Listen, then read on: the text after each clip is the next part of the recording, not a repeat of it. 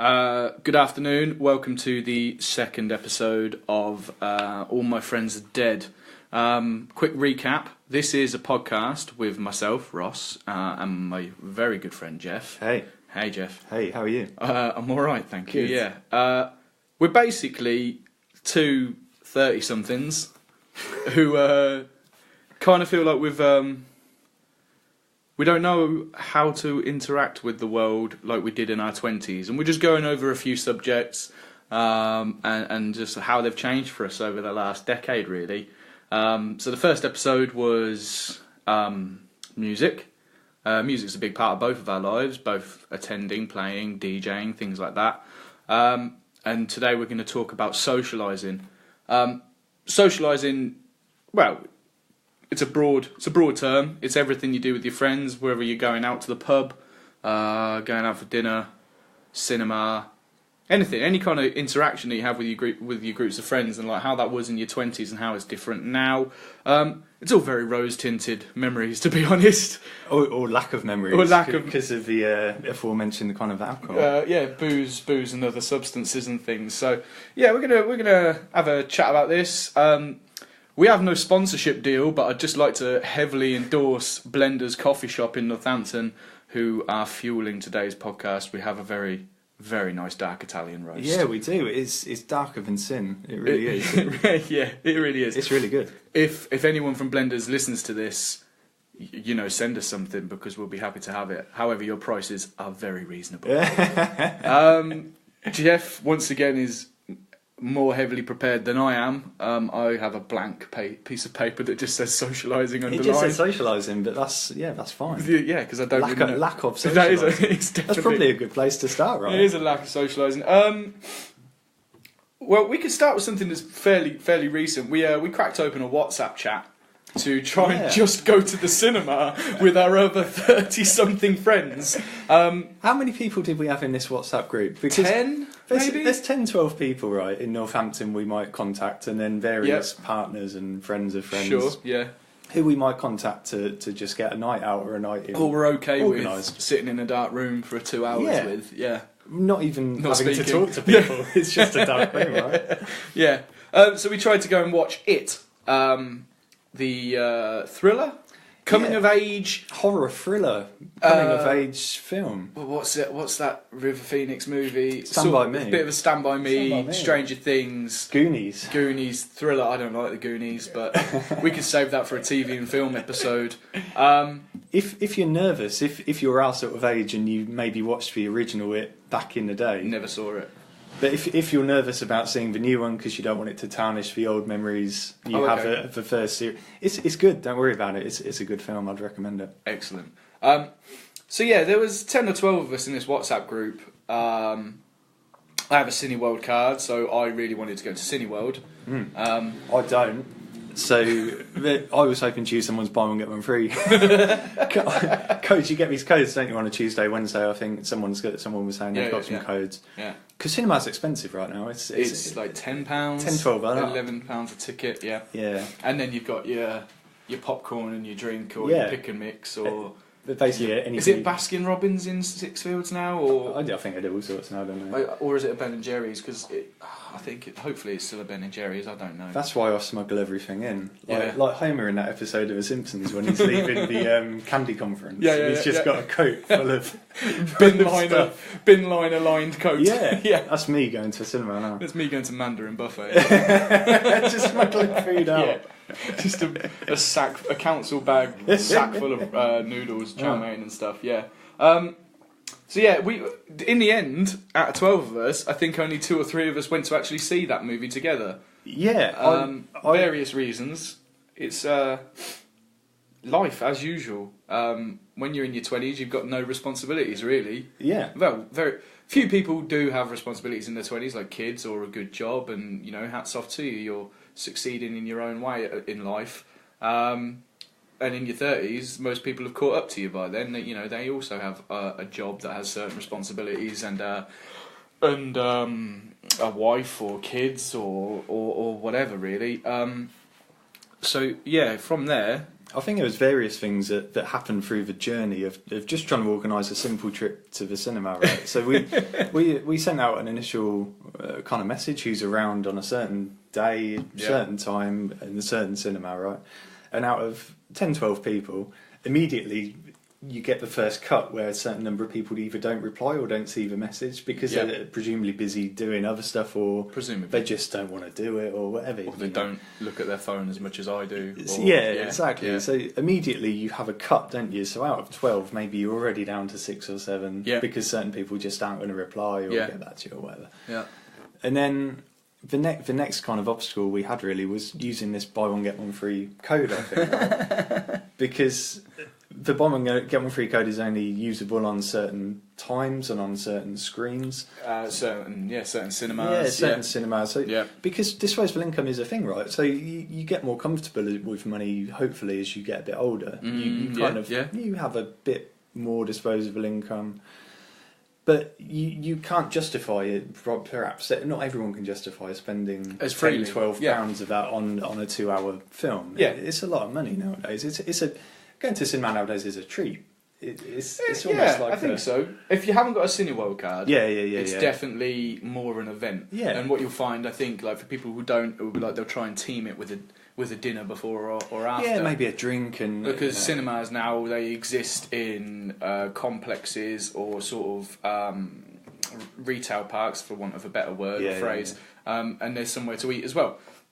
And there's also Starbucks in there as well. Yeah, coffee and... so it's not just a £12 ticket, it's your sweets, it's your coffees. It's all your stuff. Yeah, so you probably do it once a month, I think, like if you can. The other thing we had was the timing of it, right? So the initial time we wanted to go and see this film, I don't think the film started till late. It was like, I say late like an old man. It's like 9:30, 10:15. That is late. That is quite late, right? 10:15, I'm brushing my teeth and I've got my pyjamas on, On an average night, if I'm not in bed by 10 o'clock, something is drastically wrong. Or you're having a hell of a time. Yeah, exactly. Hell of a time at the cinema in the dark room. But I think some people then didn't want to see the film at that time because they've got to be up early the next morning. They've got early meetings. I get up at 6. I start my working day around 7:15, I think. Something like that. Oh, right, okay. Officially early, 5:30, but I'm there at 5:15. Okay. Got to get a parking space, Geoff. Ah, right. They are a premium. That's a problem. Yeah, it is a problem, yeah. So already, just sorting out a little trip to a cinema with 12 people, 10, 12 people, you've got people who are busy, childcare issues, you've got the disposable income issue, and then you've got the issue around finding a suitable time for everyone where it's not too early, not too late. Because even early, people have got to get from work to the cinema, and depending on where you work, there's all the logistics. Got to get your dinner. You got to get your dinner, but you can't go on an empty stomach. You can't go see it. You can't. A pick and mix is not a dinner. No, well, not a proper dinner anyway. Well, the fried eggs. Yeah, you could argue kind of, maybe might be. Depends on how much you eat. There you go. But I guess it was just a good illustration, wasn't it, of something that should be so easy, and something back in the day surely would have been easier, right? So when you're in your late teens, early 20s, sorting out saying we're going to go and see it on a Wednesday night, everyone would have turned up. Yeah, it would have been fine. Yeah, whatever the time, whatever the cinema, how it were, it's I fine. agree. I have this same problem with a few of my friends from an old football club I played for. We have a WhatsApp group, same thing, and because we don't see each other enough, most of our socialising is through that. And I think the struggle is, it's not actually going. It's you don't want to leave anyone out.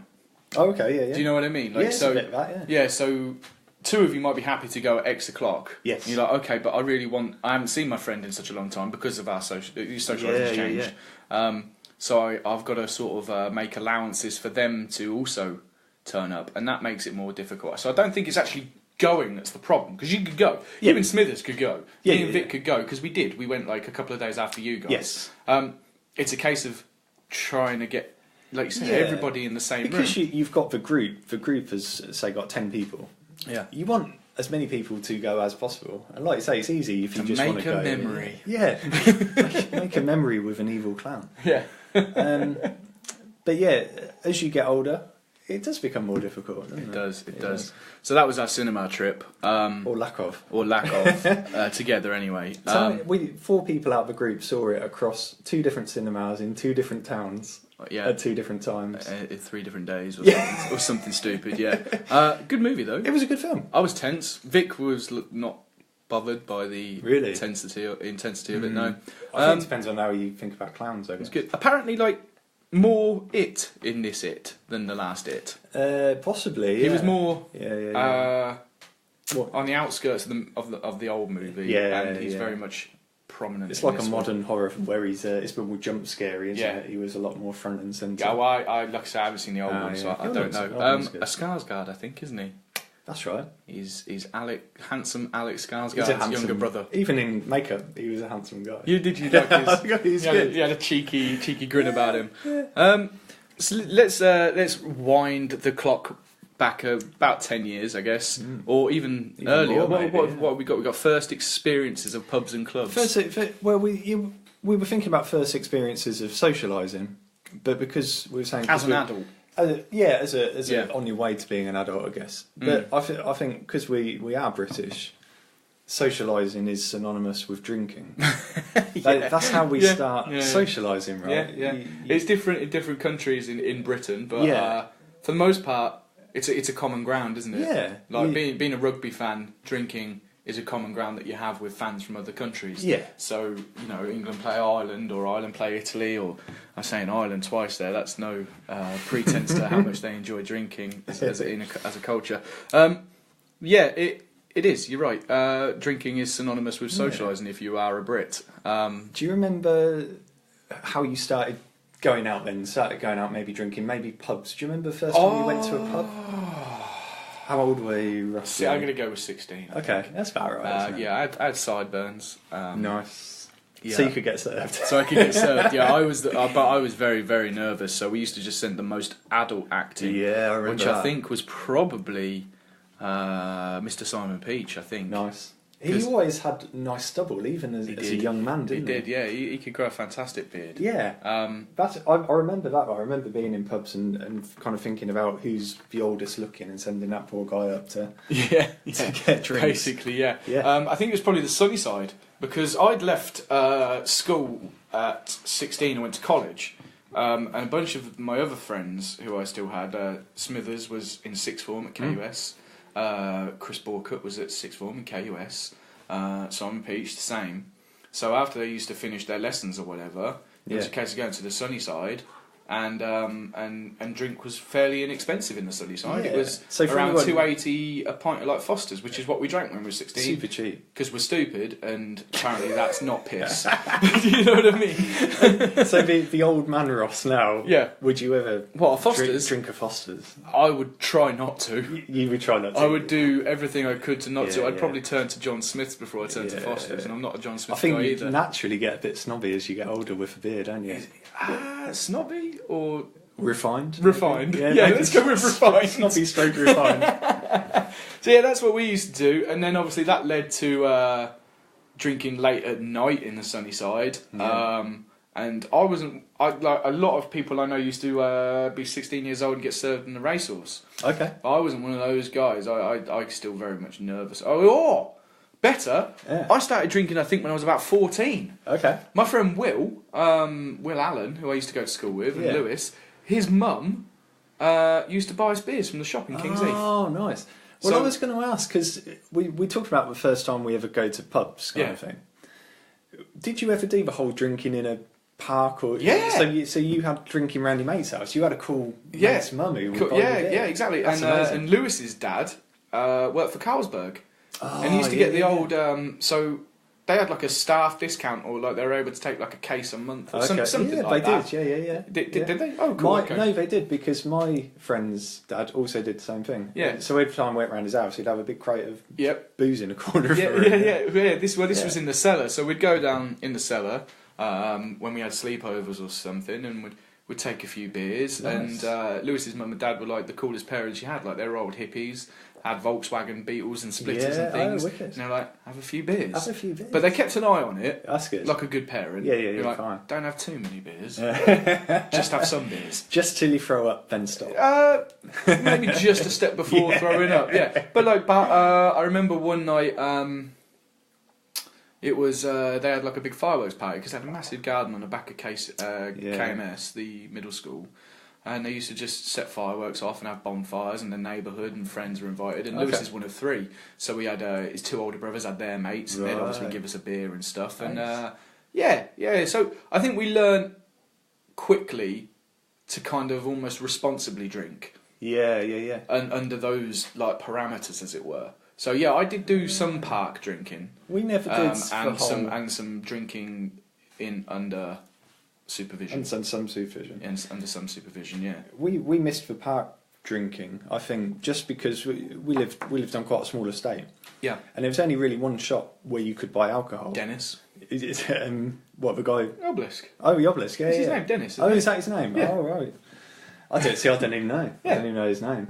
But my parents would obviously shop there, and they know the guy, so we could. And they by proxy know us. Yeah. So we couldn't just rock up and you've been in there getting your beer. Start buying the beers. So I think we missed out on the whole kind of drinking in parks. But I think around the same sort of time, maybe 16, maybe even late 15. Yeah. We not necessarily pubs, but there was a little snooker hall down in Kingshill, which is still there, I think. Opposite the old Five Bells. Yeah. Kind of dark. Yeah, if you could get served, it'd be there. Dark and dingy. It was. It was gross. But we loved back in the day. A small group of mates. We would play snooker, play pool. Quite enjoyed it. So we used that as basically an excuse to go off the estate down to the snooker hall in Kingshill. Our parents, obviously didn't mind.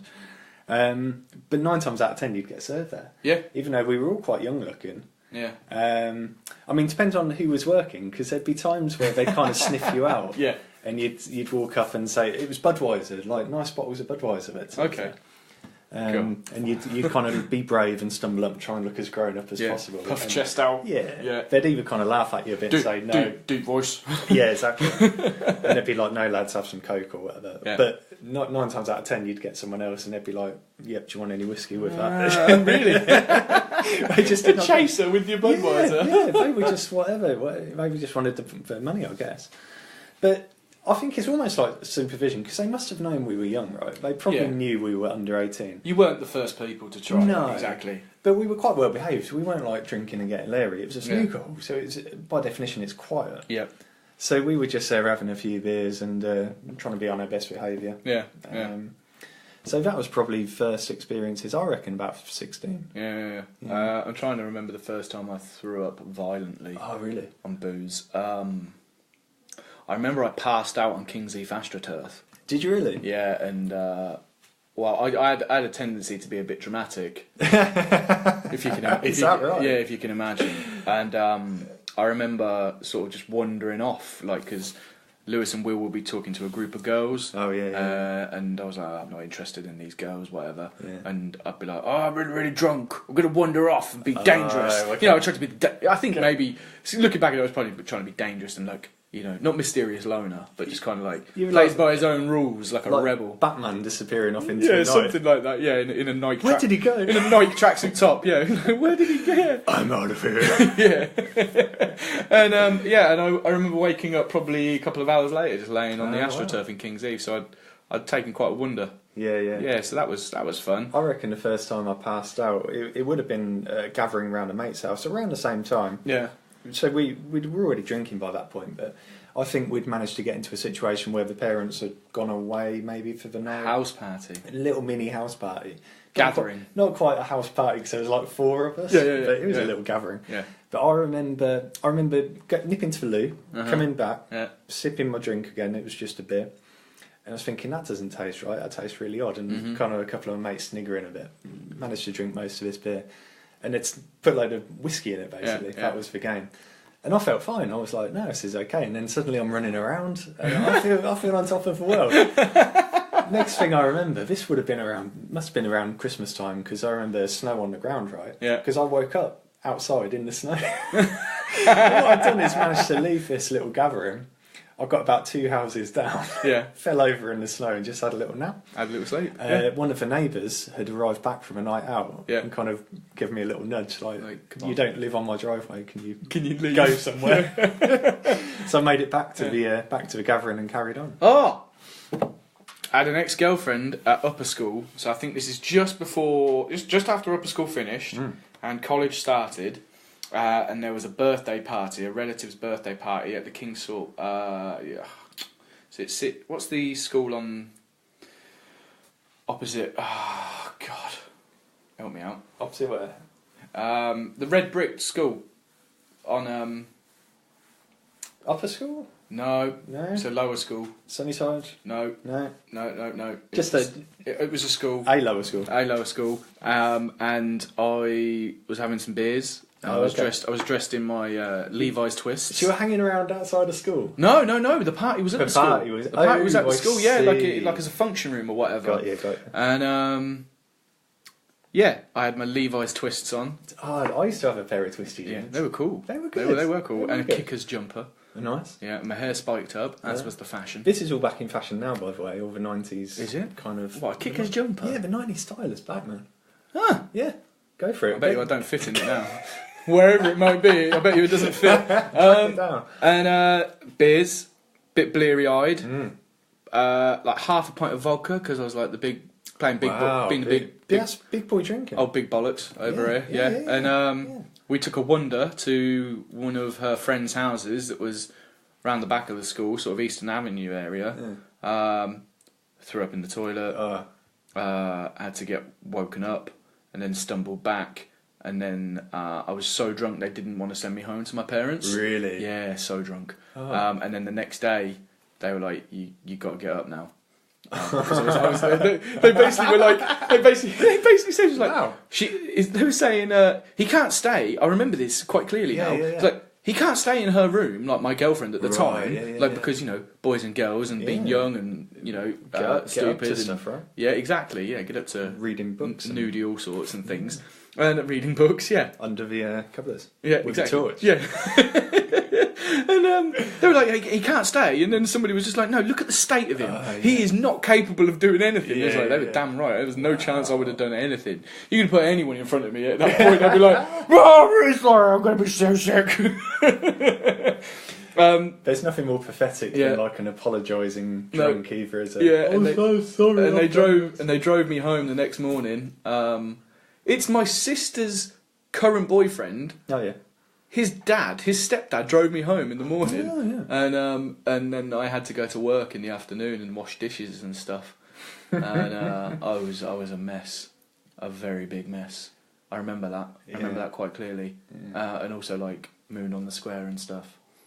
But yeah, I can't define my first drinking experience. No, because I think it was just a case of a period of time where I was first trying to get to grips with how I shouldn't drink. Yeah. It's a steep learning curve. It is a very when you're young, it is a steep learning curve. Yeah, definitely. Do you remember when you kicked it up a gear and started clubbing? Do you remember like the first time you went to a club?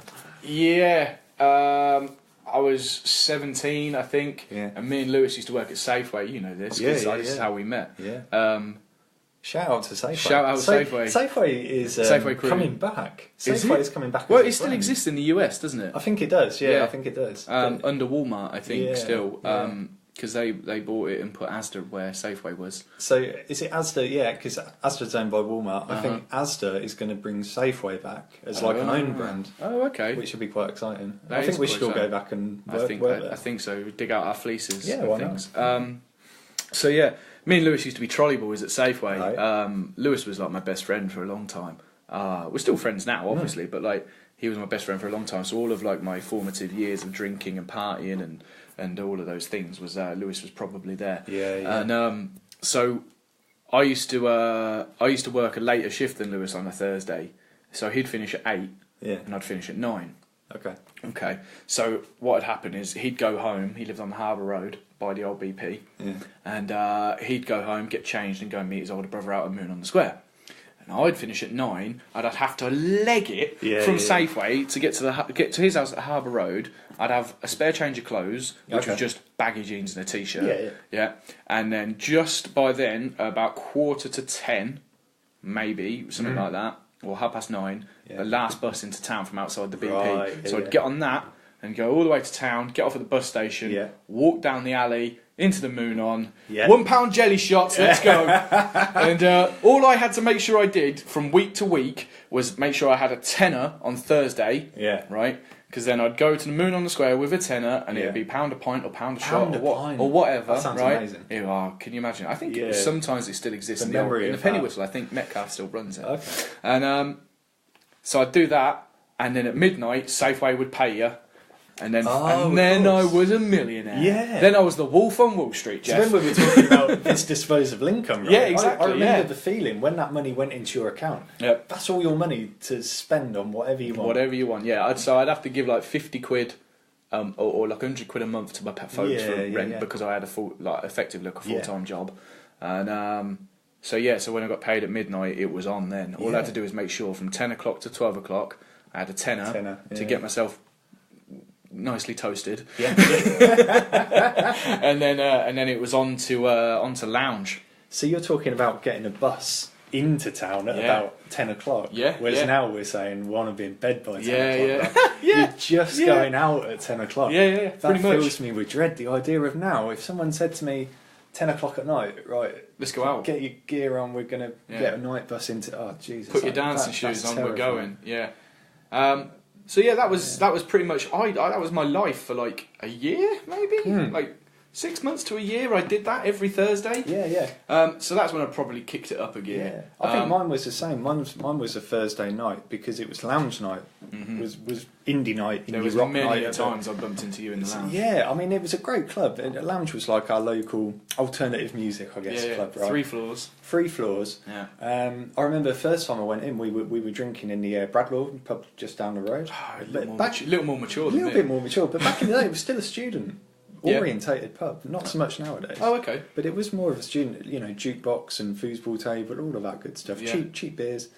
So we had a few beers, just ready to go home like a normal night out, right? Yeah. And then someone just piped up, "Why don't we go to the lounge?" And it was like this exotic idea of not going home and carrying on. It was so exciting, it's quite cool. But I remember rocking up to the lounge, you had to queue, didn't you? And you're always a bit anxious about whether you're going to get in or not. Are you dressed right? They're quite laid back. Oh, at the time, definitely. I saw people I went to school with in there, and they were definitely a couple of years younger than me. I got in there once with a bit of glass hanging out of a finger and blood everywhere. Oh, right. And the guy, because I'd tripped and split my hand open on a broken pint. Right. But I wanted to sort it out in the toilet off the lounge. Yeah. So I just queued like this, standing there like I've got my finger pointed towards the ceiling, blood dripping down my arm, and the bloke said like, "All right, fine, come on in. I'm just going to nip to a loo." Come on in. There's definitely worse looking people than you in here.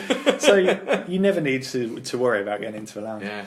But we queued, and I remember like thinking, I don't know what I was expecting, but we got into the lounge, and the first, the ground floor. It's like a chill out room, right? It was sort of chill out and a bit of hip hop in there as well. Yeah, really quiet, so you could talk, and there were settees, and it was sort of like red lighted, smoky. Like you could smoke in there. Yeah, you could back in the day. You definitely could. Yeah. So I remember getting a pint, having a cigarette, because I would have been smoking back then.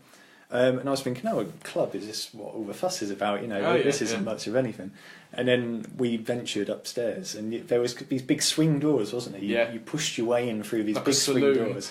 Yeah. And I just remember it was overwhelming. It was like, do you remember that scene out of Blade with the club night in Blade, right? Yeah, it goes through like fridge doors, doesn't it, or something? Yeah. And it was like an underground club, and there's like people, techno music. In the it was similar to that. I walked in, it was just carnage, people jumping up and down, sweat dripping off the wall, all sorts going on. They had like graffiti walls and stuff, didn't they, as well? Yeah, it was chaos. I just remember thinking this is the most exciting thing ever. Yeah. I even remember what song was playing as I walked through the door. And I wrote it down. It was Placebo, 36 Degrees. Do you remember that song? Don't know. It's got a cool riff Sing on it. But it's got a wicked riff. Okay. I was a big fan of Placebo back then, so I remember just walking through and it's exciting seeing this tune playing. I was like, this is what I want to do now for the X amount of years. Considerable. And that's what we did, right? Yeah, lounge was really fun. I've mostly spent most of my time on the top floor, because that's where all the rock and roll was happening. That's right. So top floor was like alternative, right? Yeah. So it was rock, indie, all the new metal that was big at the time, wasn't it? That happened, So I always remember they used to play Lost Prophets, and you can't really talk about Lost Prophets anymore because of old Watkins. We went through a thing about this. We were talking about whether it's still okay, because I was never a fan anyway, really, Lost Prophets, they didn't really do much for me. Yeah. But a lot of my friends were. So we were having this conversation about whether it's still okay to listen to Lost Prophets, knowing what you know now. My theory was, in my mind, I've got like a little matrix. Okay. Like a little matrix with one axis is the severity of the crime. Right. From low to high. Okay. The other axis is the member of the band and how kind of prominent they are. Oh, yeah. So, like a singer would be the most prominent. Yeah. Guitarist maybe slightly less. Yeah. Right back to bassist, drummer, whichever order you want to think about it. Usually the bass player's last, I would think. Yeah, maybe, I think that's probably right. And then, obviously, severity of a crime from low to high. And that crime, that Ian, that's quite a high crime. That's probably the highest. It's probably the worst you could go. That's not good. And then murder you can sometimes justify. Yeah. Those things that Ian Watkins did, you can't. There is no justification. No, it's for not. that. It's not a good thing. No. So the severity of crime was very high, but also the prominence to the listener is very high. It's the lead singer, right? Yeah. So you go up into that upper right-hand quadrant, and so it's a no-no. I wrote a bit in my mind. I've written a big no against that quadrant. Yeah.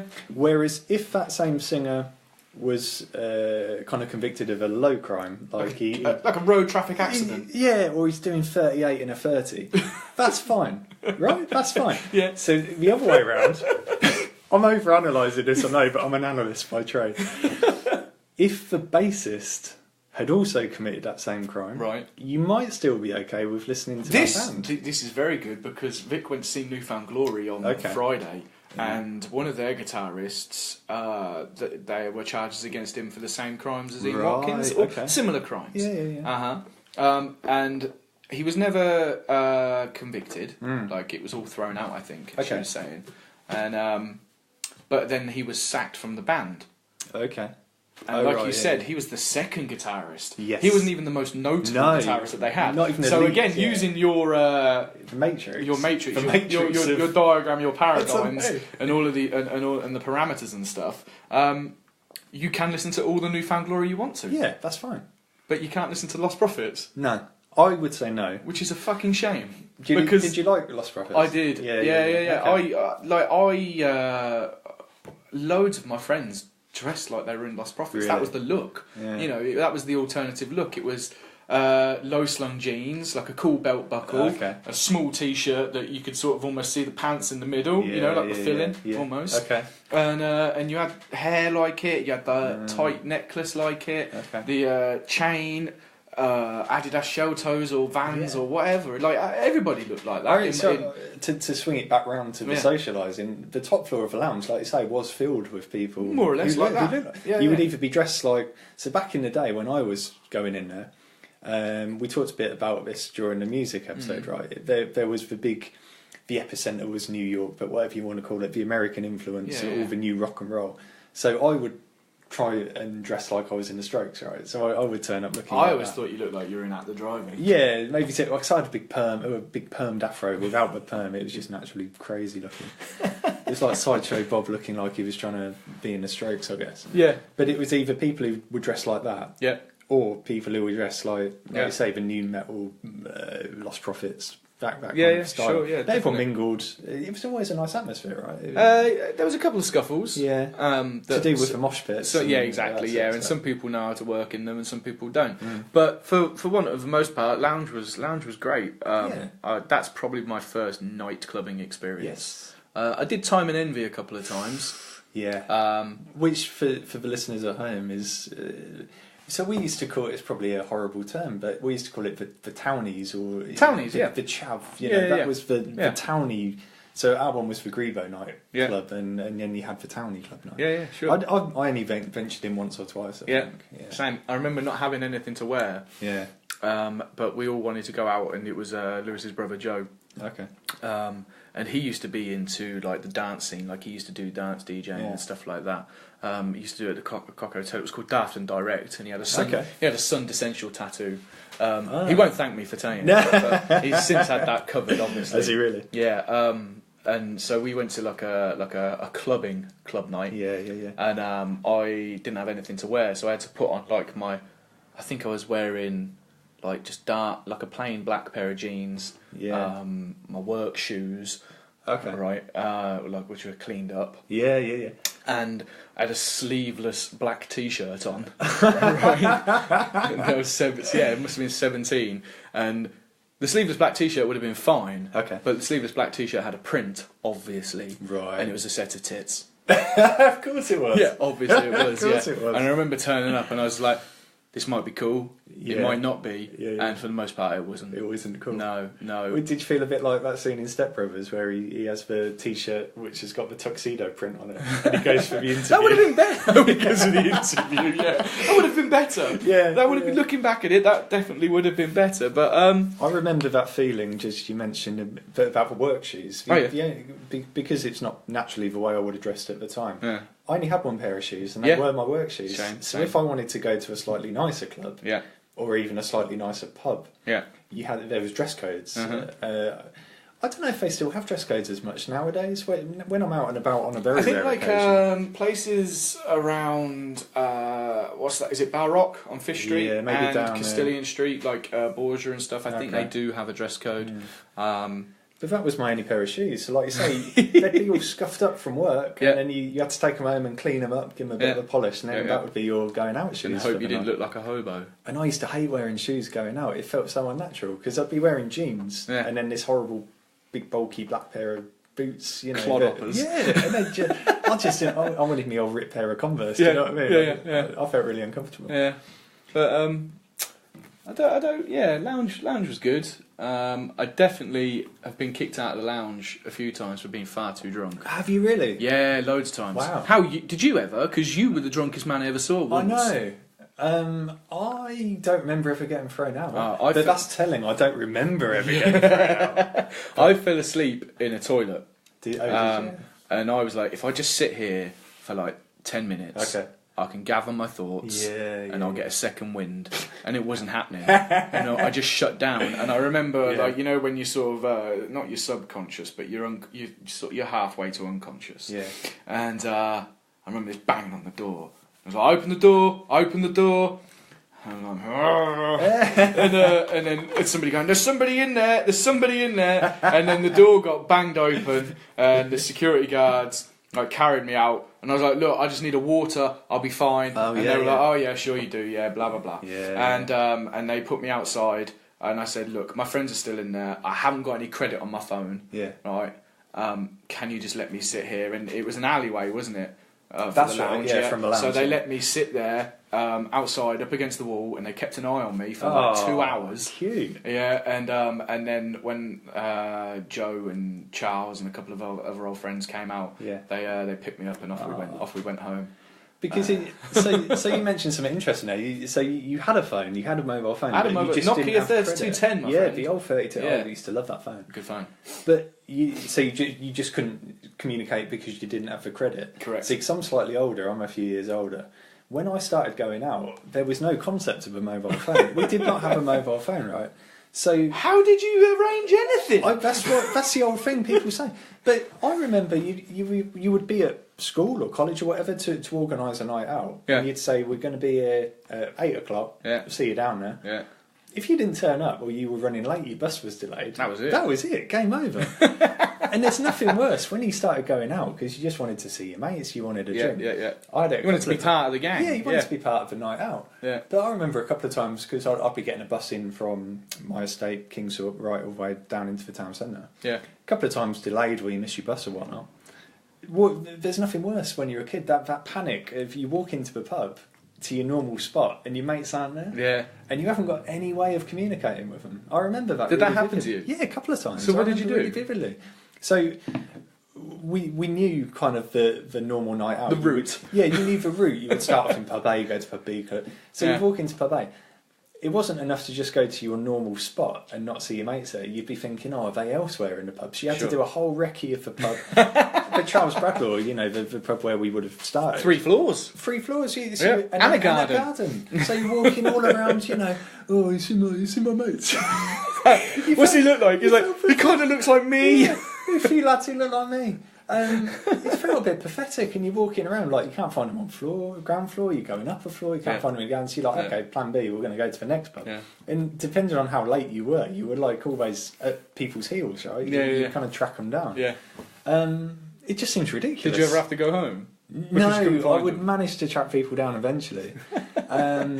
But there was no kind of sympathy. If someone was late, you didn't want to hang around in the first place. Whereas when we were trying to go to the cinema, we're trying to include everybody. Leave no man behind. You're mercenary back in the day. You were mercenary because you had a set night out. You wanted to hit certain beats on this night out. We've got to be here by 12 because this is going to happen. You want your pint here, and you want your shots free entry there, and free entry at your club here. Yeah. So if your mate didn't turn up, it's like, well, he'll come and find us. We're off. I'd love the freedom to do that. Yeah. That fills me with absolute dread now. If you took my phone away from me, and it was like, right, go and find your mates, and we're like, well, where are they? Yeah, because what do you do? Also, the standard of pub that we either want to frequent or could has changed. Yeah. So I don't know whether you'd be, if we did that now, if we went out now and like, okay, we're going to be here at 8 o'clock. And I'm like, oh crap, okay. So I've got to put I've got to put a wash in. Yes. I've got to hang the washing out. I've got to I don't know, like see my dad or whatever. Like I've got dinner at my dad's. We're going to be here at 8. Okay, so I'll try and get there for 8. 8:30, I'm there and you're not there. And I'm like, oh fuck. What? Well, where are they going to go from here? Yeah. Because the beats aren't the same. No. We're not going to go to the same places. No. But you also could go to the same places because they're better. Anyway. Yeah. So you could go to the Princess Alex now. Okay, that's right. Have you been to? It's a nice pub. It is a nice pub. Exactly. It's a nice pub. It's a real ale pub. Yeah. And you might go there because that is an option to you now. Yeah. And whereas I'm like, well, it used to be here. I used to find you here, and now you've gone somewhere.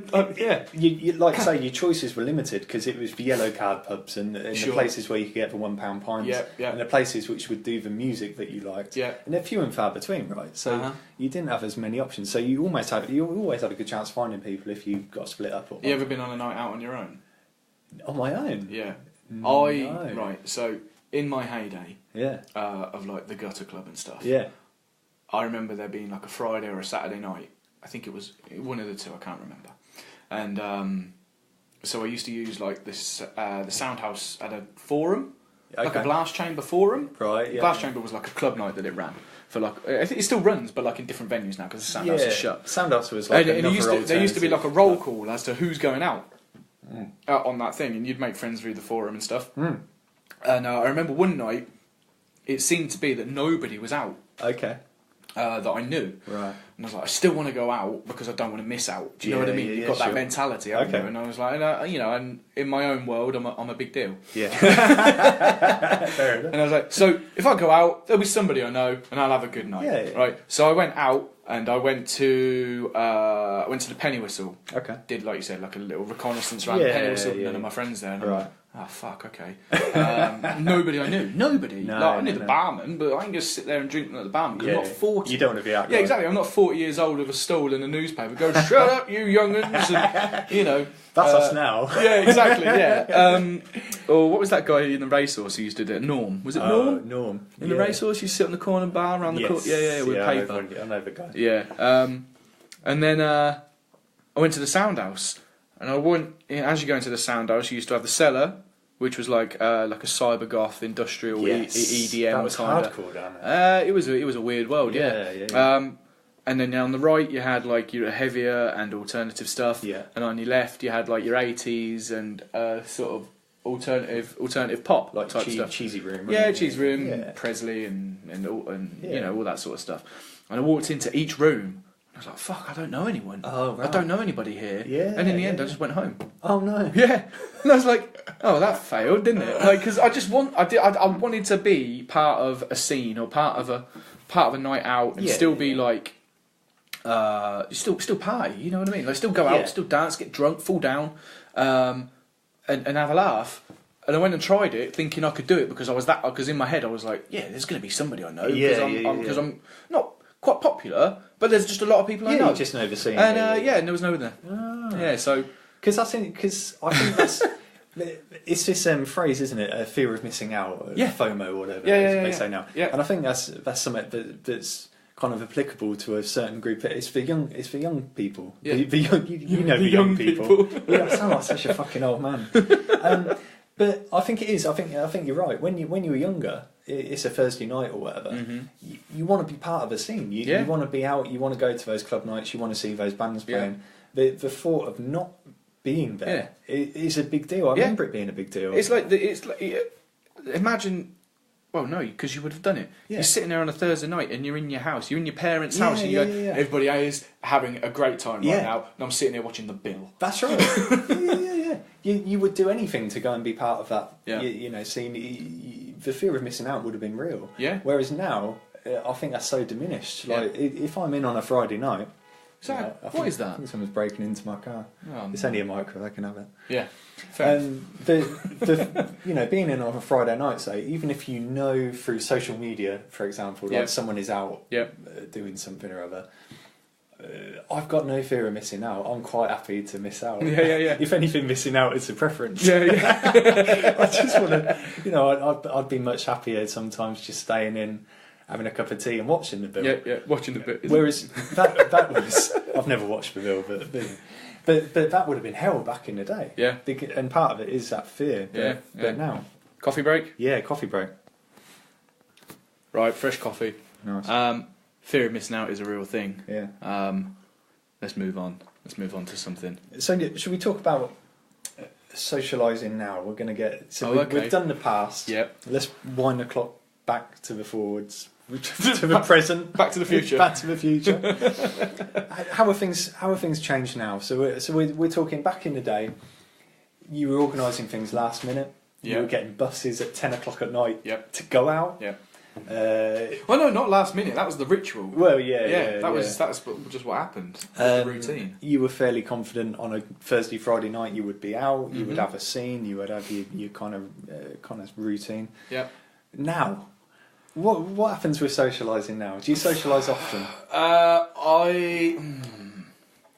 Now, the idea of clubbing fills me with absolute dread. That word, because clubbing, it's a violent word, isn't it? I know. Like a club. Yeah. Back in the day, clubbing was the best. That was the most exciting word.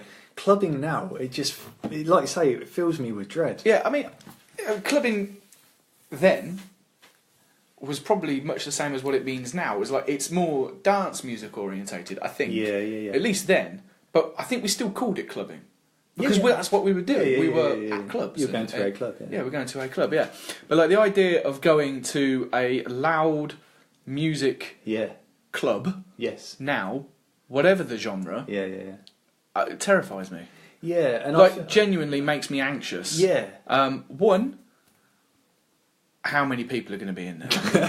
Yeah. Who's going to be there? Two, how loud is it going to be? Yeah. Because it's loud, and that's bothersome for me now. Three, am I going to be the oldest person there? Yeah. Do you know what I mean? Yeah. Depends on if I'm there or not. Well, if me and you are going out, I'll go out because I won't be the oldest person there. But and then for me, it's like this is like a personal problem for me. Is like my appearance. Do you know what I mean? Yeah. Like, well, I don't know what you mean. Well, no, I mean, like, am I? What's the word? Am I still relevant? Do you know what I mean? Yeah, I kind of know what you mean. It's like, do I still? Is what I'm wearing okay? Is how I dance okay? Yeah. Is how I just is like my body shape okay? Do you know these are the sorts of things that I really get stressed about now. I think back in the day, you just kind of felt invincible, and you didn't think about that stuff. You were just young. I was also you could do what you wanted. I was also a lot slimmer. Yeah, I mean, part of the ageing process, you put a bit of weight on, the grey hairs. I mean, I've got a beard and half of it is grey. I mean, it's ridiculous. You do age, and you do look at yourself in the mirror, and you're starting to wrinkle, you're starting to grey. Yeah. Your cheeks are puffing out, and you do start to.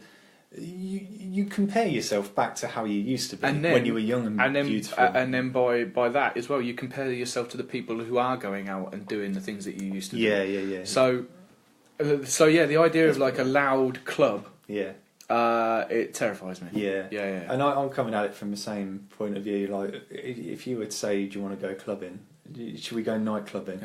It terrifies me. Yeah. And I think it is the same sort of thing. What music are they playing? Because if I'm in a...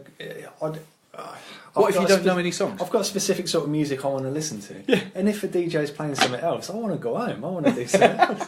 It's going to annoy me, right? But like you say, it's going to be loud, it's going to be horrible. Yeah. Your body just breaks down as you get a little bit older. We're by no means old men, but you hit your 30s, and I'm now 36. You just get to the end of a working week. Yep. You're tired. Yeah, you ache. Yeah. You just want to relax. Yeah, and then you want me to go and stand up for 5 hours. Yeah. And maybe move around. Yes. And I don't want to do that. Yeah. It's like, I've got to think about my feet. Yes. Is there going to be somewhere to sit down? Yeah, is there going to be somewhere to sit down? Do I have appropriate footwear for this? What is this effectively an endurance test? Yeah. Me and my wife, we went to a pub recently as part of a night out. A pub or a club? It was a pub, okay. Definitely not a club. Right. We went to a pub, and we were stood at the bar. We had our drinks, turned around, nowhere to sit down, and I was like, "What the fuck is this?" Like, I'm just going to stand here and hold a pint. Yeah.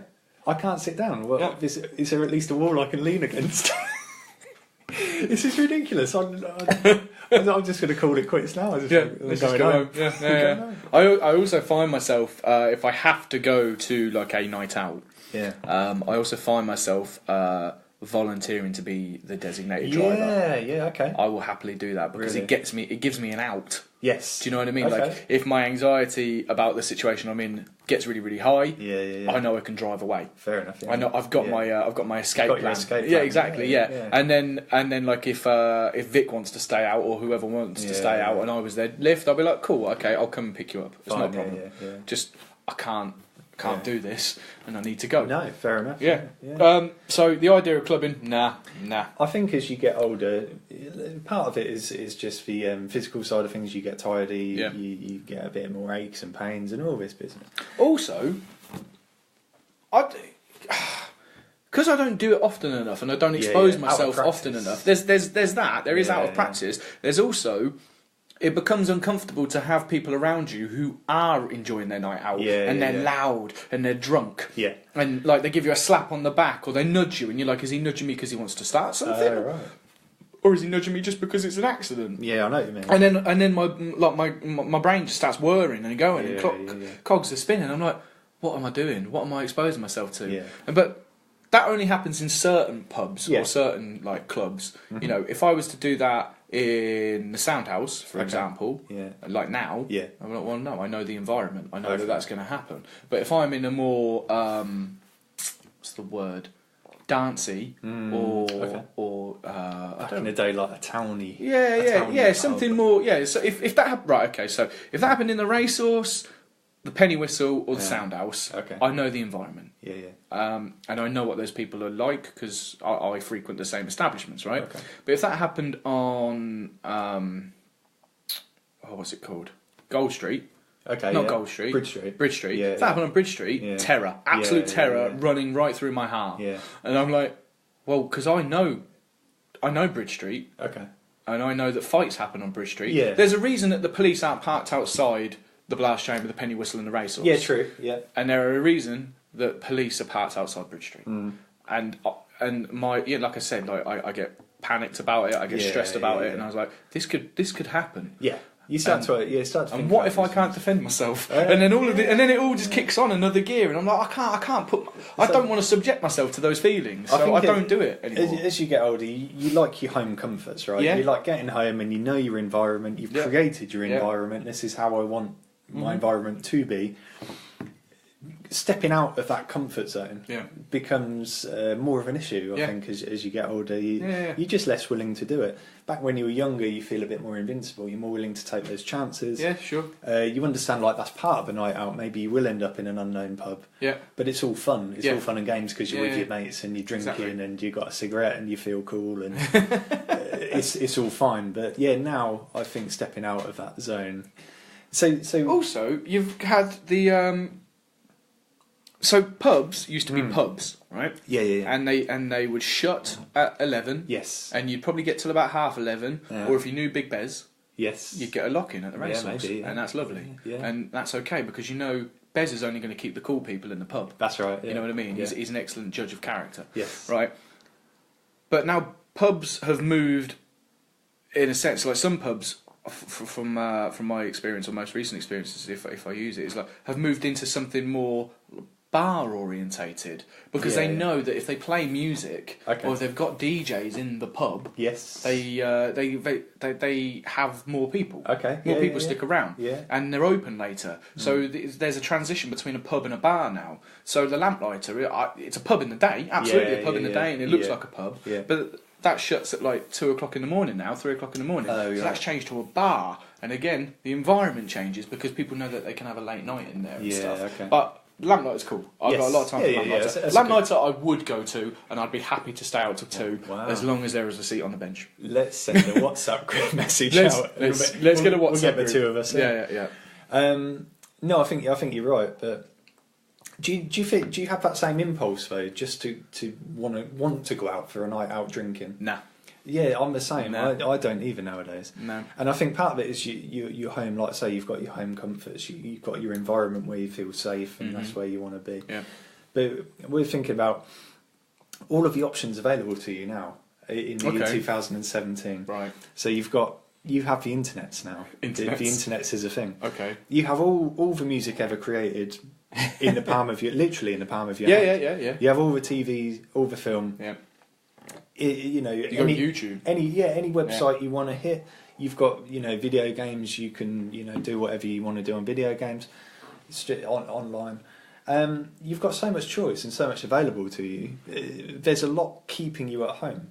Yeah, that's fair. There's a lot more keeping you within your little comfort zone. You can just be like, I want to come home and I just want to put a film without realising that you're well, whether you're enjoying it or not. The point is, like, without realising that you are isolating yourself because of all of these things you're capable of. I think it's holding. Experiencing. I don't know if it's the right phrase, but it's holding you back. It's keeping you within your little comfort zone. Yeah, and there was less of that when we were younger, obviously, because.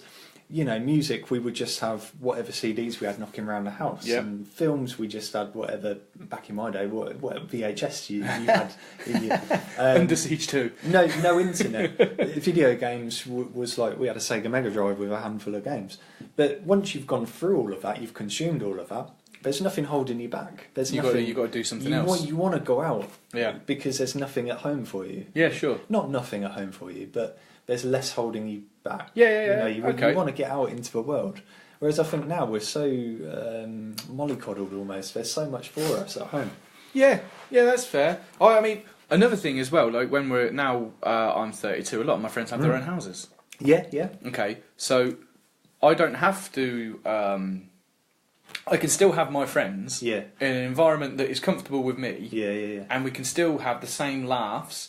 We can even put the stereo on. You know what I mean? The stereo. The stereo, yeah. or what else is it? The mobile phones. Well, no, because I mean we've got like a jam box thing, so you just link it to your Bluetooth. I'm and away you thinking go. of like an old boom box, which would be cool. Yeah, but like, and also in the summer when you invariably would go out and you'd beer garden and laughs and stuff. Yeah. Well, you've got a garden you can do that in. Yeah, nice. Yeah, and you can say what you want. You can drink as much as you want. You can get stupid and you can pass out with a mouthful of crisps. Yeah, absolutely. Yeah. And you don't have to do that with strangers looking at you now. Exactly, you can do it with your friends, and you'll be all right. And going back to things like the money, the money concerns people do have nowadays, and it's obviously a lot cheaper to stay at home. If you want to do that 3 weeks into the month, you can. Yeah. You can still socialise with your friends. You can still have drinks. You can still have a little dance around their dining room or living room, kitchen, whatever. And I am much more comfortable in those environments than I am anywhere else now. Yes. Because I know my audience. Yeah. You know what I mean? Yeah, you can say what you want quite freely. Yes. Yeah. And you don't have to worry about anybody else. Yeah. No one else is looking at you. It's not that same anxiety, I guess. Exactly. Yeah. I mean, so there is more. Yeah. But I think you can have just as good a time.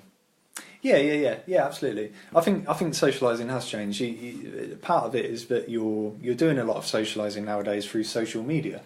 You're communicating through WhatsApp groups and through Facebook posts and that kind of stuff, which is not the same as being face to face, but it's, I guess, second choice. And that's what you end up doing a lot of the time, right? Convenience, isn't it? Yeah, it's convenience, because organising, obviously, getting people together is, as we said, so difficult. But I think when you do get people together, I think, like you say, I would much prefer have people around mine or go around someone's house than go out. I tell you one thing as well I do prefer now, is that if I can get myself into a pub at like 2 o'clock in the afternoon. Yeah. And then leave at 6. Okay, yeah. Do you know what I mean? Just as they're changing shifts. Yeah, do you know what I mean? Yeah. It's like I'd much prefer. Like, whereas before I was like, daytime drinking, that's for drunks. Yes. Do you know what I mean? Yeah, why are you drinking at 1 o'clock in the afternoon? And now I'm like, no, give me a beer at 1 o'clock in the afternoon. It means I can go home at 5. Yes. yeah, absolutely. You can still be in bed. Exactly. Still be in bed by 2. Yeah. And you still watch Ant and Dec's Saturday Night Takeaway. You can still put the bill on. Yeah. You still have a barbecue. Yeah. You know what I mean? You can. Exactly. There's all of these things, and I think that's better for me. And I think if I had if I had that idea when I was younger, I think I'd probably. I don't know. No, because when I was younger, it was all the best fun. Yeah. It's just different now, isn't it? Yeah. And I think. I would much prefer. Like, I remember like driving down Bounton Green Road and someone stumbling out the Prince of Wales at about 1:30 in the afternoon. Yeah, and I was like, look at the fucking state of him. And my mum was just like, I'm so happy you've said that. And now I'm like, I bet he's had a hell of a time. Yeah. And now I'm like, 1:30 with a beer. Yeah. That guy's got the right idea. It's a Saturday afternoon. That's a good choice. Yeah, exactly. You can go home, you can put your dinner on, and you've still had your socialisation. You've still had your laughs with your mates. Yeah. You've not had your dance. Because, you haven't. Why would you dance? Well, yeah, exactly. But, yeah. Go on. Sorry, I was just going to say, I mean, have you been in town recently at night? So you're talking about through the day. Have you been in town? When was the last time I went out? Out. It doesn't happen often. But I think town on a rare. I can't even remember really. But if on the rare occasion I do venture into town at night nowadays, it seems to be a lot quieter than what I remember, even if you were to go out on a Thursday night. I think things happen later. Yeah, I think you're right. I think there's a lot more pre-drinking. Like, that's the thing, right? So people have drink more at home because it's cheaper. Yeah. And then venture into town. Yeah. Whereas I think back in the day when we were going out, you would hit town at 8, 9, maybe around that sort of time. It would already be heaving. Yeah. You would walk into pubs and it would be packed. Yeah. Whereas I think now, if you were to go into a pub on a Friday night, good chance is that it would be quite quiet. And I'm not sure. I think I just don't see as many people out and about. I don't know if that's a money thing or whether that's.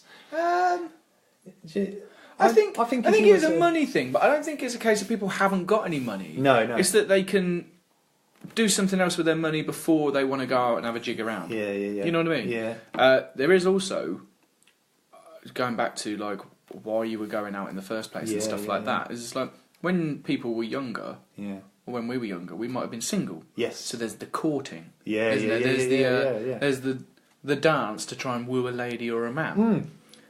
That was a big. But I don't have to. We don't have to do that. Yeah, as you get older, so you're going to be more exactly. So down the impetus to go out and dance around and look cool and look funny amongst like your group of mates that disappears because you don't need to. I think you're right. There was two reasons really you wanted to go out. You wanted to go out to see your mates, but also to find a partner. Yeah.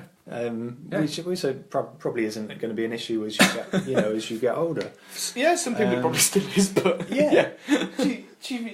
I wonder how it is nowadays for young people starting to date. You have more kind of online dating sites, right, and things like Tinder. Yeah, my friend. Shall I name that? No, I won't name that. Yeah. He uses Tinder now. Okay. And he's 30 next year. Okay.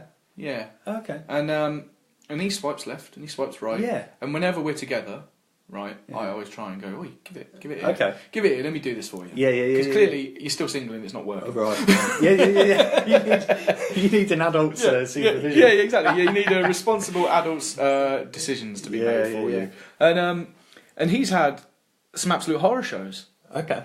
And like you said, like people in their 20s or early 20s and stuff, it's But it's going back to what we were saying about music. It's instantaneous, isn't it? It's instant gratification. It's like she's hot, swipe right or left or whatever it is. He's hot, swipe left, swipe right, and it's you're losing the socialising aspect of it. Yeah, you're losing like the case of like bumping into a girl or a boy on a night out. Because what you've already done is your mates already slept with them because they swiped right and they've been out before. Yeah, okay. And like you sort of, what's the word?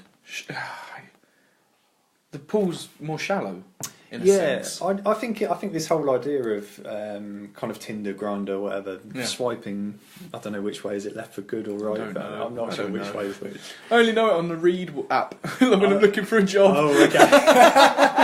I'm like, oh, that's interesting. So maybe it works the same way. Maybe. Yeah. But I think it is it's quite shallow at the end of the day, because I've seen there's people at work who like say use Tinder, and they've shown me how it works. And they're just sitting there swiping through tens of people per minute. Yeah. And you're like, it's just an instant, is that person attractive or not? Yeah, I think you can have like 3 photos. Yeah. A little bio. Yeah. And how far they are in proximity to you. Oh, right, yeah. Yeah, I think that's how it works. And so, you just... No, yes, maybe, no, yes, maybe, whatever. And I think there's like a premium version as well, where you can send them something that isn't just a swipe right or a swipe left. It's like a love. Do you know what I mean? A love? Like I really love the look. A little emoji. Yeah, something like that. But I mean, that's weird. That's weird to me, and that does seem so alien and robotic. Yeah. I don't really know where I was going with that, but I think... No, it's completely changed. That was the Frost Foray night out, and I think that's gone now. So maybe people aren't going out as much because they're meeting people online. They don't have to do the groundwork. Yeah, maybe that's the thing. But I think it's leading to people being a bit more shallow, perhaps. Do you know what I mean? Because, like I say, when you were meeting people back in the day, you were meeting people from... a group you would immediately get on with because you're in a certain pub or in a certain pub and club and that's playing a certain kind of music. You know roughly what sort of person that's going to be immediately. More or less, yeah. And you're going to get chatting to someone, aren't you? And it's not necessarily as an immediate reaction to just the way someone looks. You're going to start to get to know someone a little bit. Could you imagine, like, if me and you were on Tinder now? Yeah. Can you imagine just 10, 20, 30 women, men, whatever, just go nah. Every time they saw your face, they were like, no. Like, that's... I can imagine it for me. I can imagine that. No, but if I saw that like fly on the wall happening to my Tinder profile, I'd be fucking devastated. Yeah, it's harsh, isn't it? Yeah, it's a really harsh way to court. Yeah, in a way, and it's just quite a shallow way. I think there's a whole generation now who don't understand the concept of what we had, which was basically Dutch courage. I still think that exists, but maybe not as. Maybe people are meeting online because I think that mates at work who are using Tinder, right? Yeah. They'll make a connection through the Tinder by swiping left hand, right, whatever way. Yeah. But then they're sending messages, and you can check up on people. You can see their social media profiles, right? So you can look them up on Facebook, look them up on Instagram, look them up on Twitter. Didn't know that. Yeah, so you can start to get an idea. So you've already done a vetting process before you've met. Yeah, but that's removing that, I guess, spontaneity. Yeah, of course it is. Behind meeting someone. But back in the day, you would just see someone in a club. Yeah, you go, you're pretty. You've had a few beers. Let me have 2 more beers. Yeah, you needed for beers. Your mate goes, go and talk to him. He's like, no, I need another beer first. Yeah. He's like, no, need another beer first. Yeah. And then by the end of it, he's like, I love him. She'd be like, what? And that can't be the best version of yourself there. You're portraying. No, but it's also almost the most honest version of yourself, I guess. I would never have... Because your inhibitions are certainly lowered. I can't imagine going up to someone sober and starting to talk to them like that, God. Even now. No. Terrifying. Yep. So I think the technology has just completely changed. Maybe that's why people don't go out as early. Yeah. Pre-drinking and Tinder. Pre-drinking and they're doing all their dating through the internet. Yeah. Maybe. It's changed. Technology has changed the way we socialise, basically. Absolutely. It's changed a lot. Yeah, I mean, like you said, people just tag you in a video now. Yeah. And they go, oh, you'll find this funny. Yeah. I'm not going to tell you why I find it funny. I'm not going to even... I don't even want to hear why you find it funny. No. Just look at this. Yes. And then you like the tag You like the comment, which is effectively your name being tagged in Facebook, okay. and then they go, "Oh yeah, we share the similar sense of Which you know anyway because you're already friends. Exactly. That is weird. Yeah. It is weird to me. I recently, you can download your Facebook page, right? Really? So you can download all of the photos, okay, and all of like the messages and posts on your wall and stuff like that. Yeah. Because. You can't just go click save. You can't just right click save as with all these photos and things. And I was like, I want them. Okay. I want them, and I want to like keep them somehow. Yeah. So I downloaded my Facebook page with all of his photos and things, and I've got it in a folder on my desktop at work. Okay. And what I'm going to do is I'm going to move that to the cloud. Oh wow! Whichever one is in the sky, I don't know how it works. I don't know how that works. Yeah, exactly. So I'm going to do that, and then I'm going to. I think I'm going to shut down my Facebook page. Really? Because it is ruining the way that I socialise with my friends. Yeah.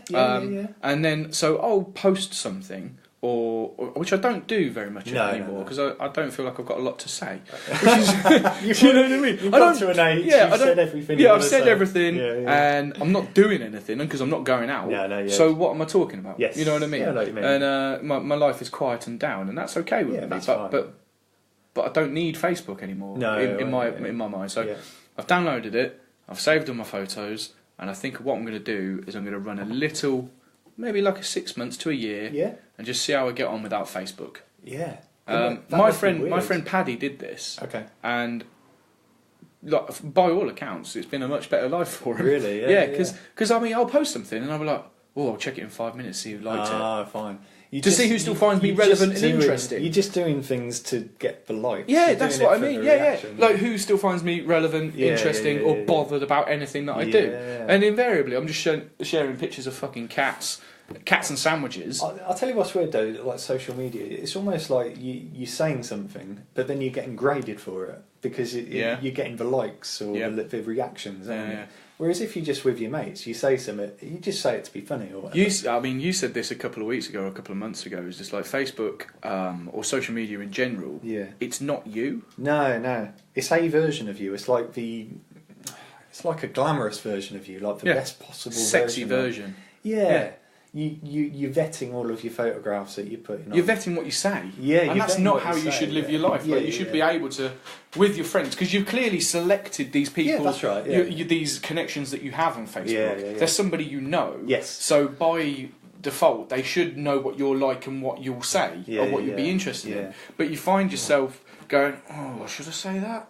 Is that funny? Yeah. Who's going to find that funny? Yeah. Or is my opinion, whether it be a political opinion, or is that okay to say amongst my friends? And you're like, no, these people are my friends, so they should respect my opinion. Yes. But I don't say it because I don't want to think that I feel that way. It's such a weird, like myriad of feelings and like connections and stuff. It's stressful. It is stressful. It's stressful to say something to your friends nowadays, or put a photograph of yourself up. It's really weird, and because you're getting graded on it. If you put something on Facebook, like say you're only getting a couple of likes or something, you're thinking, what am I doing wrong? Like, what? I remember when I ran the Crows Facebook page, band I was in. Yeah.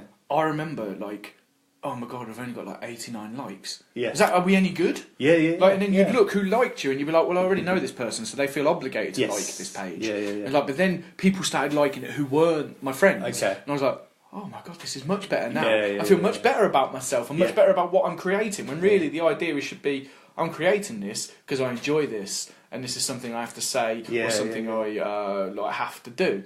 And fuck Facebook. But then saying that, I'm going to post these podcasts to Facebook, and then it all comes back round. Doesn't we it? need Facebook. We need like us on Facebook. Yeah, please like this on Facebook. Yeah. But I can't do. Yeah, so I can't. Fucking hell! So I can't post this podcast without a Facebook profile because you can't create a page separately. Oh, is that right? Oh God! We got to stay on there. We're stuck. This is how they get you. It's the loop. This is how the man. And you can't, like you say, I didn't even know you could download your Facebook page, right? Yeah. You go to settings and you can just click download, and then they'll give you a copy. Yeah, it takes a few days. Yeah. But I couldn't even tell you if it gives me every photo. It's giving me a lot. Yeah. But I don't know if it's everyone. Don't know about everything. Yeah. It's weird. It's difficult to get out of a matrix, isn't it? But, it's very hard. But yeah, like I say, technology has just changed everything, and I don't know for the better. I think as you're getting older, there's, like we were saying, you're in your comfort zone. There's less impetus to go out and actually see people. Yeah. But the second, the backup version of what we have, yeah. Facebook and WhatsApp and Instagram and all that, I don't know if that's a good thing or not. It's... What was the... do we know... Have you seen The Social Network? Yeah. Well, the purpose of Facebook was just to make connections on campus, wasn't it? That's right, yeah. And obviously Zuckerberg saw potential and profit in putting it out. So that's obviously the purpose of that. LinkedIn is going much the same way, I think. LinkedIn is going away from business and you're professional. And you see people using their Facebook profiles. Some are not appropriate for a business profile, in my opinion. Yeah. I just don't. I don't feel comfortable with it. I guess if I'm thinking about it honestly, I'm not comfortable with it. No, I know what you mean. But I need to be a part of it. You have to be. So on some level, I need to be a part of it. Because what's the alternative? There's no way of keeping in touch. It's just a telephone number with your mate. Yeah, and you would feel very isolated then, I would expect. Yeah, I guess so. But yeah, so no, I've got to keep my Facebook profile, otherwise I've got no way of promoting what we're having a chat about. Yeah, and just some concept of keeping in touch. And there might be a 30-something-year-old man who shares the same feelings as me and you, and if I don't connect with him via Facebook, how is he going to know that it's okay to feel disenfranchised and confused about what it's like being in your 30s to your 20s? Yeah, people need that. Yeah. Need some reassurance. Maybe we're doing it for the greater good. Yeah, maybe we'll keep our Facebooks going for the greater good. Yeah. For other people and not ourselves. But when we get to the end of this run, that's it, we're closing it down, right? Yeah, I think so. Yeah, why not? Yeah. Bloody hell, Ross. So I don't know, so have we come to the end of the line for socialising? Is that... is there anything in the future? Can you see it changing? So we said... Back in the day, it was all about face-to-face and groups. Yeah. It's moved on now to a bit more technology-orientated or smaller gatherings. Yeah. Can you see a time where you would ever want to go back to the day where you're going out or you're having bigger nights out? Do you think you'll hit that midlife crisis where you want to go, let's go down Bridge Street, let's go? I still sometimes feel like I might be missing out. Yeah. And that does happen. I think there's still the fear of missing out. Yeah. And I'm making myself sound really old, but I am only 32 years old. Yeah. And you're only 36. We are youngish. Yeah, exactly. Yeah. I mean, I think we could still do it, but maybe we need to get in like sort of a training regime. Yeah. Be fitter. Okay. Do you know what I mean? Because when you have a hangover now... Oh, yeah. Oh, my God. It's like 2 days. The concept of the 2-day hangover. Because it's Saturday night, so you know Monday is going to be shit. Yeah, you're still hungover on Monday. Yeah. What is going on there? And the worst part is as well, you have... for me, I have 2 hangovers. Okay. Right? I have the hangover I can feed... Yeah. Right, or the hangover I can't. Yes. And if it's the one I can feed, Monday will be okay. Okay. If it's the one I can't, Monday's going to be horrible. Yeah. I know exactly what you mean. Yeah. So I don't know. I don't. I sometimes feel this same fear of missing out, especially around festival season. Because we used to love going to a festival. This festival's different though, isn't it? Yeah. Maybe that's more of a one-off event. Because you've paid your £200 for your ticket. Yeah. You've booked your time off work, so it's a holiday now. Yes. Yeah, almost like, I know what you mean. And you've got your warm beers in a crate in your tent. Yeah. And you just go, this is a choice that I've made. Yes. I've got to have a good time. Yeah. So your attitude to a festival is very different to a club night because you know you're only 10 minutes from home on a club night. Yeah. Yeah, I know what you mean, yeah. Maybe there's those same anxieties in that you're not in control of your environment, you're not fully in control of the situation. Yeah. And just the idea of camping, I don't know if I could camp. I went to End of the Road last year. Okay. Was it last year? Yeah, I went to End of the Road Festival last year, which is very small in comparison to like Reading, Glastonbury, things like that. Very small. Yeah. And it had like a gin bar. A bit more of a grown-up festival. Yeah, absolutely. The festival has grown there were up young persons there. Yeah. The attitude was different. Okay. Do you know what I mean? It was more... not reserved, because everyone was having a good time. Yeah. I don't really know how to describe it. But anyway. It's a bit more civilised. Yes, I guess so, absolutely. And that was really nice. Yeah. But my tent broke. Did it? And it pissed it down with rain the first night, and everything was just washed. See, I'm not washed having out. that. And so me and Vic, we stayed Friday night, and then Saturday evening, all of our stuff was soaked, and we're like, we can't stay here. So we packed the tent up and came home. Yeah, I don't blame you. Drive home. The hint. Saw Stuart Lee. Okay, all right. Yeah, that was good. That was nice. Yeah. But no, if I was camping, the hint of rain, no, I'm out. I'm home. Don't care how much I paid for this ticket. Yeah, but you can't guarantee that. Yeah. So what do you do? I know. Yeah.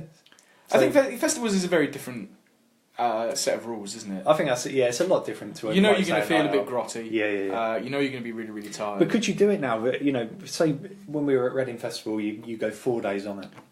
Yeah, there's no way I could keep up. I went to Spain with work. Yeah. Last week. The company I work for had a football tournament for all of its European employees. Oh, okay. Yeah. So they put you up in this resort in Cambrils, which is just outside Barcelona. Right. And food was paid for. Drinks weren't. You had to pay at the bar if you wanted drinks. But they had a big Saturday night party for all the employees that attended. About 400 employees. Right. And I drank, I reckon, for at least 4 to 5 hours every night I was going. Really? Thursday night to Sunday night. Thursday night we landed about 9 o'clock. Met up with some colleagues from Poland. Yeah. And then we went out and had beers. Right. And we didn't get back till about 4 in the morning. Half past 4 in the morning. Yeah. And then on the Saturday, and then on the Friday night, had a few beers outside the they were like sort of chalet bungalow type like things a on the resort. Like a so we bought loads of cheap. Yeah, exactly. Yeah, so we bought all centre packs or something, and we had loads of cheap beers. And we drank with all like our other colleagues like from Spain and Germany and stuff. Okay. And then we went from there to the Saturday night party. Yeah. And didn't get back till like 2:30. Wow. Some of us 4:30. Some of us no sleep. Yeah. And then on Sunday night we were going to go for a few beers after. Like we had this like corporate meal. Okay. And just a few. Yeah. Just two. Just because we were in this tiny town called Casa del Fels, something like that. Yeah. Again, small town outside Barcelona because obviously Barcelona had the referendum. And it wasn't safe to stay in the city. Fair enough. And that turned into like a 3 o'clock bedtime. Mm. So I did it for like. You can do it. I can do it. It's possible. It is totally possible. Wow. And also, outside of my comfort zone, because I'm in a different country, that is outside your whoever you're with. Yeah. But you did it. It's holiday mentality. Yeah, because you're on holiday. Yeah. Maybe we just need to think of a night out as a mini break. Just book Monday off. It's a city break, but it's my city. Yeah, maybe. And then I went to Croatia in June. Yeah. And I drank every day then. Okay. But I didn't go out. Yeah. I went out for dinner with like the couple that we went on holiday with. Me and Vic went on holiday Yeah. with. We went out for dinner and stuff. But I drank every night. And again, outside my comfort zone in a sense because I'm not at home. Yeah. But I'm in. But the what's the word? The people I'm with. Yeah. I've chosen to be with. Yeah. So then that gets rid of those feelings, I guess. So I think it is totally possible. You just have to probably choose the right moment or choose the right people to go with. I'm a bit more reassured now. Yeah. I think we've ended the chat on a high because I feel we could do it. We could organise a night out and actually do it. And also you can do it with strangers. Yeah. Because basically I work for like our European offices as opposed to the UK offices. Yeah. So I work with a team from Poland, a team from Germany, a team from Spain, and the idea was that we all get together and make this 11-a-side football team. Right, and we just and it's like promoting like the brand, the corporate like teamwork and all of those things. And so they're total strangers, and I only know the English guys or the guys based in the UK because I work with them. They're not friends, but we've chosen to use holiday days to go out and have these experiences together. So your mentality is a little bit more accepting, maybe. Maybe it's just like you say, a change of perception. It's a change of attitude. Change of attitudes. Yeah. So I'd never met the 3 Polish lads before. Yeah. Never met the German guys before. Never met the Spanish guys before. Okay. But we're in this together. Yeah. So let's just have a good time. Yeah. And it worked out. Okay. So maybe you just need to do that instead. Maybe. Yeah. Let's do a city break to the town centre. Yeah. We'll have some beers. Great. Maybe hit a club. Maybe on a Sunday night with some very carefully selected people. Yeah. We'll book Monday off. Yeah. And we'll survive. Brilliant. We'll survive till another day. Brilliant. Yeah. And we'll make sure we're all going home at like 1:30. Yeah. Yeah, I think so. Okay. It's a date. It is. It's a date night. It is. I think that's a good place to leave it. Yeah. Have you got anything else on your No, notepad? No, nothing on my notepad. Brilliant. We've hit all of our notepad points. Yeah, excellent. So there you go. That is All My Friends Are Dead. Socialising. Difficult second episode, like difficult second album. You reckon? Yeah. I think that went well. No, it did go well. You know the concept of a difficult second album? Oh yeah, like where you start off hopefully strong. Yeah. Then there's a pressure for the second. Well, yeah, because your first album is all the songs you've been playing for like 5 years. Maybe. And we started off on music, which was our strong hand as well. Yeah, this is true. Yeah. Socialising was the difficult one, I think, because you can get very serious about it. You can. Yeah. But we survived. We did it. Okay, thank you for listening. Cheers. All My Friends Are Dead, episode 2. That is pretty much a wrap. Next time, what do you want to do? Should we do film and TV? Film and TV. We touched on it, didn't we, a little bit now? A little bit. Let's explore film and TV in a bit more detail. The murky world. The murky world. The murky world of Eurotrash. Yeah, let's go for it. See you later. Cheers.